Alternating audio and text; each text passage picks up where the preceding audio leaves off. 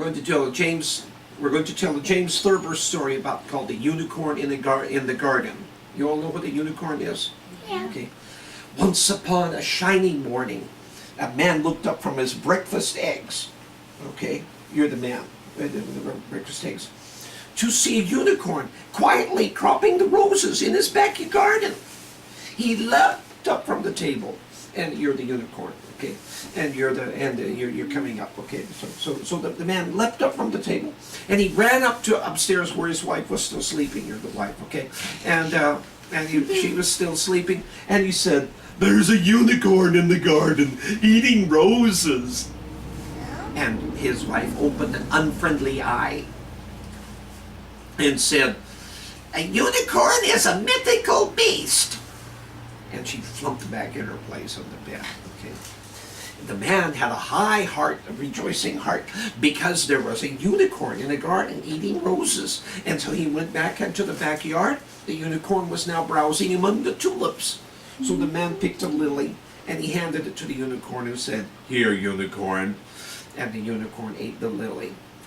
He was rejoicing and so happy because the unicorn had eaten the lily from his hand. He went back to it and shook his wife awake again and said, "The unicorn ate a lily." She sat up, she narrowed both unfriendly eyes at him and said, "You're crazy.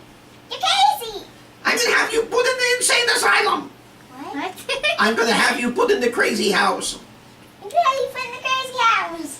So this man, who did not like the words crazy or crazy house at any time, and he liked them even less on a day when there was a unicorn in his garden, he thought for a moment, and he said, "We'll see about that."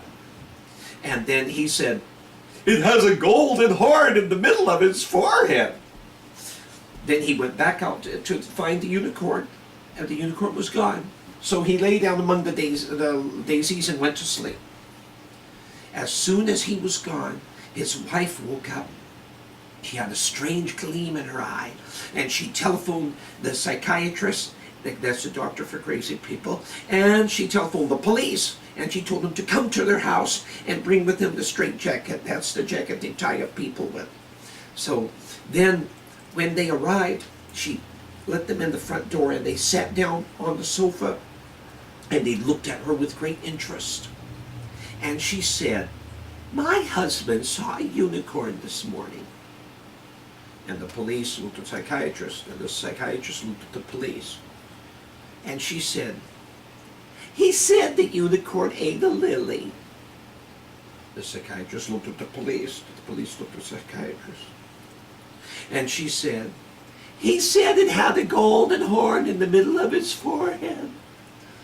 And at a signal from the police, from the psychiatrist, the police jumped up and they grabbed the woman and they started tying her up in the jacket. Okay, and they had a hard time because she put up a big struggle, screaming and biting and scratching. But finally, they had her tied up, and they were just tying the strings around when the husband came in from the backyard, and the police said, "Did you tell your wife you saw a unicorn in the garden?" And he said, "The unicorn is a mythical beast. That means it's not real."